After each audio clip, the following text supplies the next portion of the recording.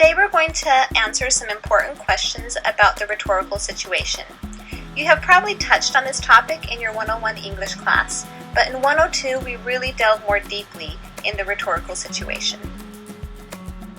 Basically, the rhetorical situation is a circumstance in which you communicate. What is the rhetorical situation? It is the position of your writing in relation to various elements that affect the content and comprehension of your words, the identity of the writer, the purpose, the audience, the topic, and the context or circumstance for writing. Each of these factors play an important role in the writing process, and it is important to think about these in the planning stages of any writing project. It is important to consider the relationship of these factors in the production of a written document. The following slides will serve as a guide to discussing each of these important factors and their relationship to each other. Many of my students tend to see writing as an egocentric activity, the expression of personal opinions, experiences, and emotions. Certainly, the writer has the most important role in the rhetorical situation, because the writer is the one who makes decisions about what goes into his or her paper. However, there are many things about an individual that affect the way he or she writes about different subjects. Personal characteristics and interests play a major role in the writer's choice of topics, position in an argument, and the style selected for communicating with an audience. This slide offers a sampling of 8 different characteristics about a writer that can affect his or her approach to writing. Here are a few examples that illustrate how these factors play a role in writing. So for example, age can play a huge role in how a writer thinks about a topic.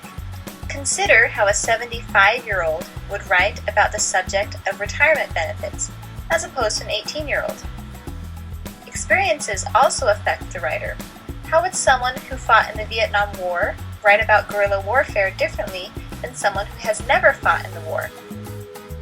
And gender makes a big difference on how a writer expresses himself. How might a woman write about the subject of abortion differently than a man might choose to write about it? People compose written documents for many reasons or purposes. Writing purposes can be best expressed in an infinitive statement, so the word to plus a verb, to entertain, to inform, to shock. Let me give you a few examples of writing purposes. So let's say you wanted to write a piece that would educate, so the purpose would be to educate. The piece could be a composition textbook, a medical pamphlet about neonatal care, a magazine article about the differences between computer virus detectors. Let's say you wanted to write a piece that would call people to action, so the purpose would be to call to action. A letter to your senator about nuclear waste, a letter to a newspaper editor about abandoned pets, or an advertisement for a new credit card would all be good examples. Finally, let's say you wanted to write a piece that would entertain, so the purpose would be to entertain. A magazine article about the new Tom Cruise movie would be appropriate. Genre is also an important element when considering the purpose of a writing assignment. A genre is a category of writing. The purpose of writing is shaped by the category of writing and its projected audience. So, for example, Stephen King, an author of horror stories, writes to shock and entertain his audience. So his genre is fiction. Molly Ivins, a political writer, tries to persuade her readers through her editorials to accept her opinions and enact change.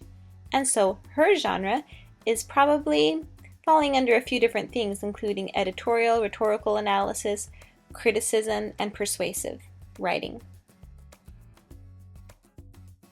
The audience, the group to whom one writes, is affected by many of the same factors that influence the writer. Writers need to use appropriate word choices and tone to appeal to their audience. Consideration of the factors that define a particular audience will aid in making writing persuasive and effective. So, for example, how might a writer in favor of gun control write towards members of the National Rifle Association, a gun control advocate group, or an undecided voter? The writer would change his writing based on his audience. Let me give you another example. How might a historian explain the Clinton impeachment trial in a second grade history textbook? How about in a ninth grade textbook or in a college textbook? Do you see how the audience will really affect the way the writer displays the information to the reader?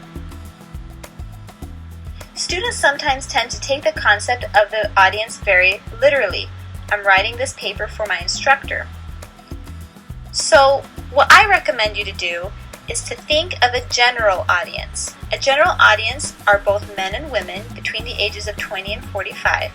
They're generally college educated and aware of world events.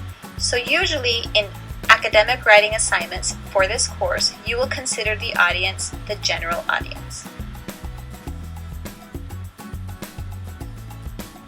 Topic is usually the first thing students think of when they are given a writing assignment.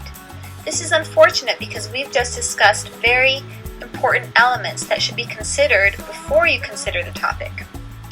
When coming up with a topic, it is important to consider the parameters of the writing assignment, the projected length of the project, and the complexity of the issue being discussed. Narrowing a topic is an important process that should not be overlooked.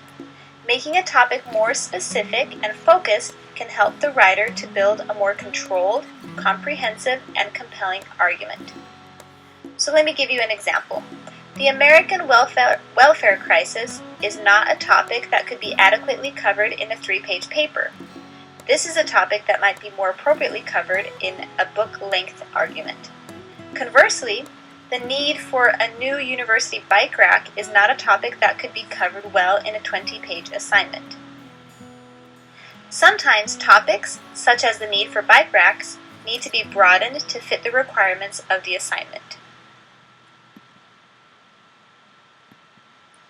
Circumstance and context is defined as the situation that generates the need for writing. The topic, purpose, writer, and writing audiences are all affected by current events, location, social customs, and cultural changes. The assignment and intended academic audience also impacts the context of the assignment. It is important to consider the goals of the assignment in developing a focus. For example, the 1999 newspaper editorials about school violence were motivated by the Littleton school shootings. Another example is about computer technology. Computer technology today is written much differently than it was in the 1960s. Keeping attuned to the social, political, and cultural climate of your audience can help writers produce current, convincing writing. So let's review the 5 interconnected components of the rhetorical situation. We have writer, purpose, audience, topic, context and circumstance, and finally, culture. These elements are especially important when engaging in different categories or genres or writing. It is very important to be aware of the rhetorical situation every time you write, and to adapt your writing depending on that rhetorical situation. Thank you for watching this video. Please note that the contents were prepared by the Purdue University Online Writing Lab and that it was narrated by Paola Brown. Thank you, and I hope it helps.